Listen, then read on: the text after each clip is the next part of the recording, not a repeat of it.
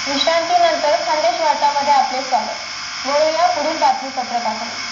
भारतीय संविधानाचे शिल्पकार महामानव डॉक्टर बाबासाहेब आंबेडकर यांच्या 59व्या महापरिनिर्वाण दिनानिमित्त रावेर येथील डॉक्टर बाबासाहेब आंबेडकर चौकात परमपूज्य बोधिसत्व डॉक्टर बाबासाहेब आंबेडकर यांच्या पुतळ्यास पोलीस निरीक्षक कैलास काळे, नगरसेवक शीतल पाटील, हरीश बनवानी, जगदीश देते, नगरसेवक ॲडव्होकेट चौगल वेगळे, दारा मोहम्मद, नायब तहसीलदार साहेब यांनी पुष्पहार अर्पण केला।